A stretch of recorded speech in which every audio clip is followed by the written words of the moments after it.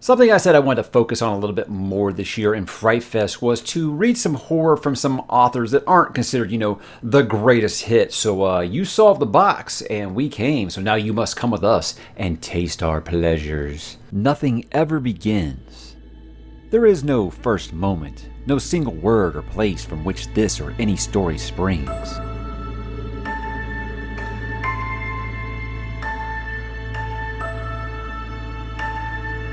The threads can always be traced back to some earlier tale, and the tales that preceded that. Though as the narrator's voice recedes, the connections will seem to grow more tenuous.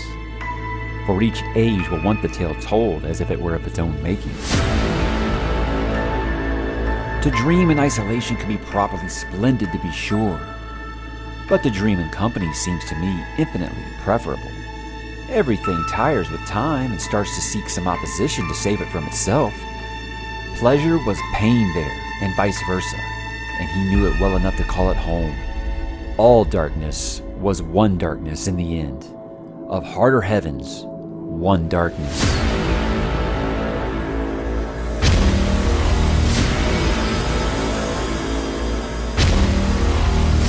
There was pain without hope of healing. There was life that refused to end long after the mind had begged the body to cease. And worst, there were dreams come true. Everybody is a book of blood. Wherever we're open, we're read. No tears, please. It's a waste of good suffering.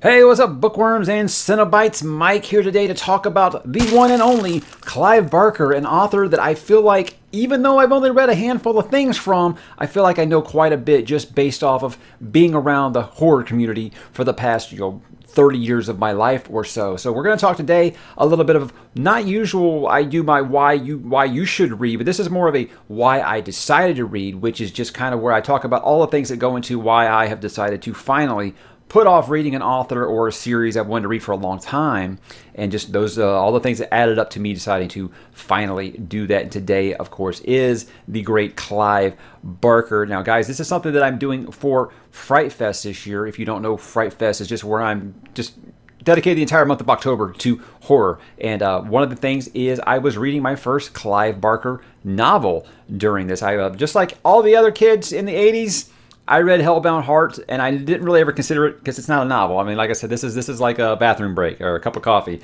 I don't really think that anyone considers that, oh yeah, I've read Clive Barker because you read a 60-page short story.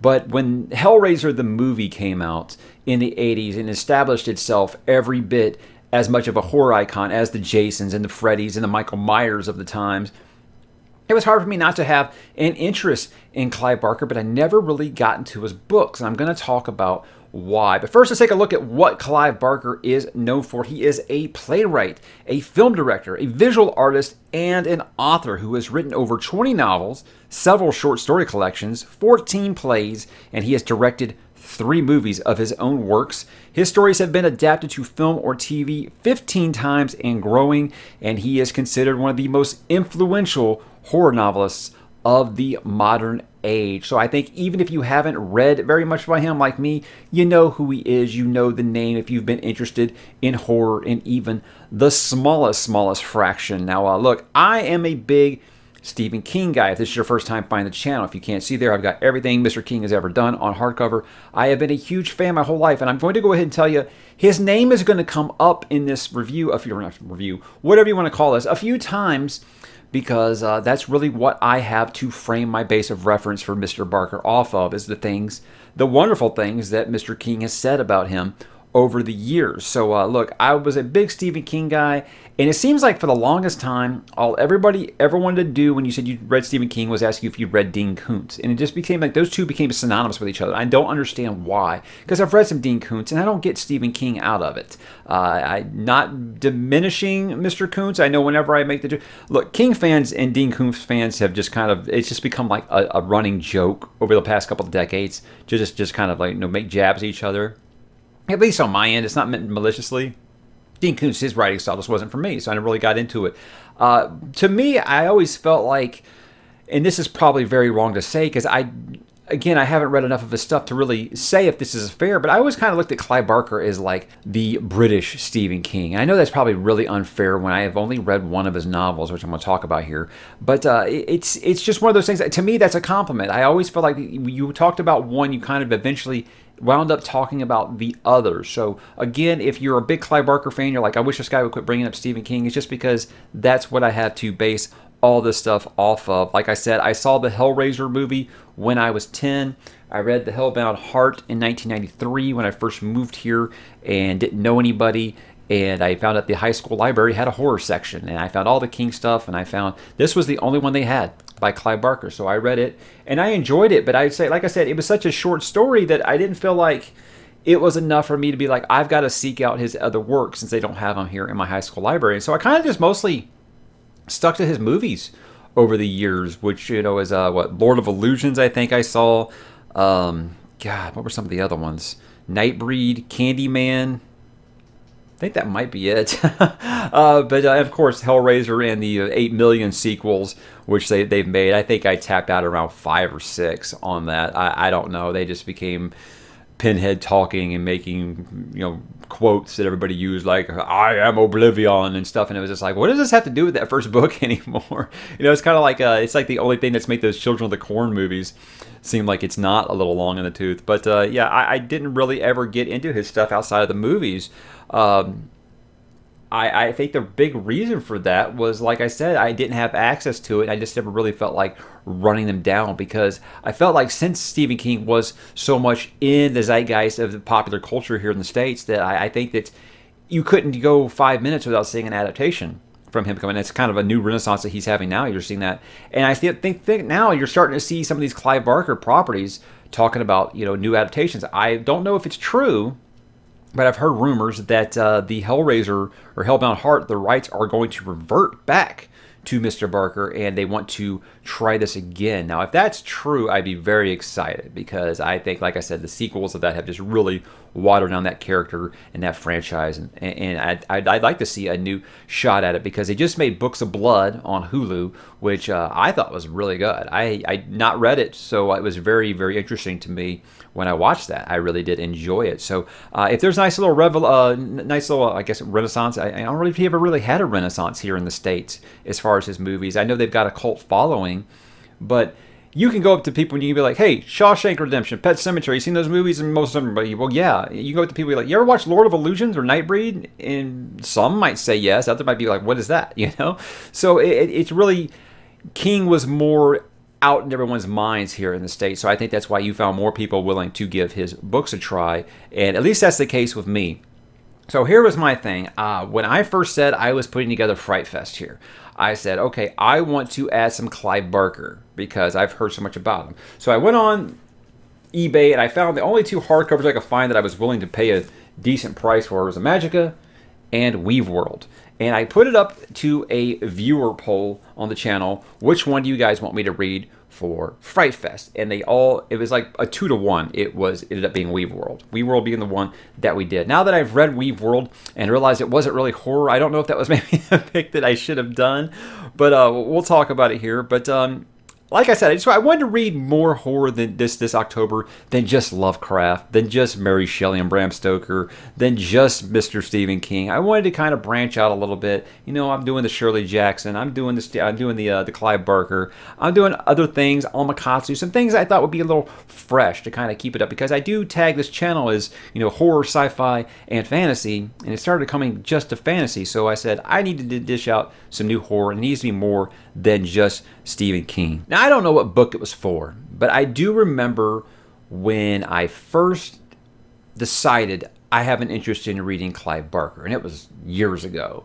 I don't know what book it was for, but I remember on the cover, I think it might have been Books of Blood. I remember on the cover, it had a blurb from Stephen King that said, "I have seen the future of horror, and its name is Clive Barker." And I was like, okay, well, Stephen King's the one who got me to read Lovecraft. Stephen King's the one who got me to read Edgar Allan Poe. So I was like, okay, anything that guy was recommending at the time, I was interested in. But I never really gave it a shot. And again, it's one of those things that just kind of fell by the wayside. I never really got to it. And now that I've read Weave World, there are a couple of things here that I'm really, really surprised about. Is I feel like, okay, first, that book very much is tagged as fantasy horror. Now, there are some creatures in it, but it is very much dark fantasy. I would not call that book horror at all. So I still feel like I have not even begun to scrape the surface. But I guess it's got me wondering, has this guy been mislabeled? Is he like how Stephen King is known as a horror writer, but at this point, Stephen King's wrote more non-horror books than horror books. It really is. It's just during his hot streak, 74 through 86, he was mostly known as the horror guy. So it's I'm beginning to wonder if that's really what it is, because I looked at his actual bibliography, and I'm like, he hasn't written as many novels as I thought he had. And each one of them, it kind of be like, it doesn't just say horror. It says like horror, thriller, horror, fantasy, psychological terror, or something like that. I don't get into all the subgenres. I always find that really, really weird. But I don't know if this is one of those things where he's just been kind of typecast, and that really isn't it. I don't know. So we're going to find out, because I do have a Magica planned sometime for next year, and of course, Books of Blood. I actually think I'm going to start with Books of Blood. I've been told by many, after I finish Weave World, look, you're really wanting an introduction to him. You don't want to get into like books of the art or anything like that. Start with the Books of Blood. I think that's the best place for you to start. So I'll probably, since those are short stories, I can just kind of use those as kind of palate cleansers between my big Malazan read next year. I think that's a great idea to make sure that I keep horror kind of going on this channel a little bit as we get into another big fantasy series. But I think that his horror, what makes it different to me, at least what I'm seeing, is it seems like he focuses a lot more on the creatures than the standard, horror author would do. What a lot of people don't know is that Clive Barker is a very, very established artist. And you can look at his artwork that he does for his books, and the creatures are just something like out of a dark nightmare. I mean, it's just deliciously dark and twisted. I love it. And that's why I looked like, okay, his creatures, and I'm not just trying to go off of the Hellraiser movie, which had incredible creatures and special effects for the time period, which still look good, very much like a John Carpenter's The Thing, where it's aged really well because of the practical effects. It feels like I don't know. Again, this is why I decided to read, guys, not why you should read. So it seems like he spent a little more emphasis on that. I'm sure that his character work is fine. I'll talk on my Weave World review when I do that on Halloween Day. That's when the Weave World review comes out. I felt like the creature development in there with some of those characters was a little bit better than some of the human characters. So whereas I say with Mr. King, it's always like, I think with his is you always have the legendary, supernatural big bads in his books. But it's the human characters and their development, the good and the bad, that always kind of stuck with you. So I'm hoping that it is a very, very different kind of thing. One thing I'd be worried about is if it was like a Dean Koontz where I read it and I felt like, yeah, this is just Walmart Stephen King. So what I realized when I read Weave World was, holy hell, this guy's prose is absolutely incredible. It's almost more like literary fiction than it is, your standard traditional horror fare. It really is. It was absolutely beautiful in a way where I said, kind of like what I said with Ray Bradbury when I did my Something Wicked This Way Comes review, about how he can write something that's so terrifying but absolutely gorgeous at the same time. So as I'm making my way through Weave World, I'm like, look, this is not a light read by any instance, but I never felt like fatigued reading it because it was just so smooth and crisp.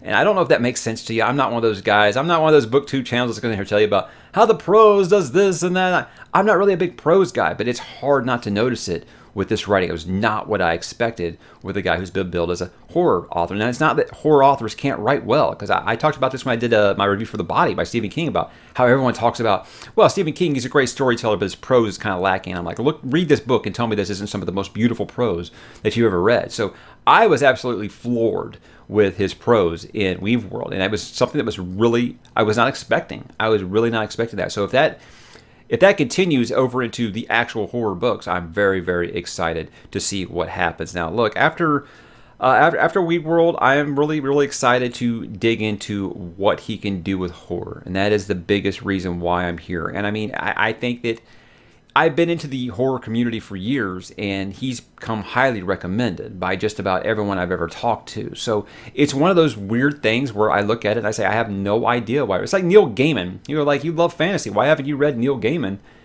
Don't have a reason. Sometimes you just don't have the time, or it just hasn't happened yet. It's never a, I refuse to read that. It's just, I can't clone myself yet. I haven't figured that out yet.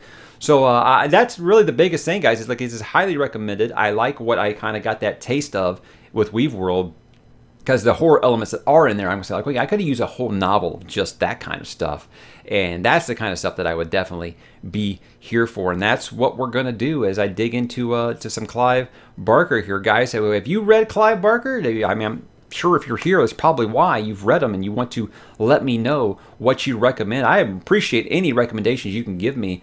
We have a really big Clive Barker fan on the Discord server. He's actually a patron, very cool guy. And he's been telling me Books of Blood is where I should definitely go next. But if you guys have any recommendations, anything like that, you want to hit me in the comments, I would greatly, greatly appreciate it. Tell me what you think about Mr. Barker, what's your favorite book, all that kind of stuff. Everything is free game. And guys, I will talk to you there.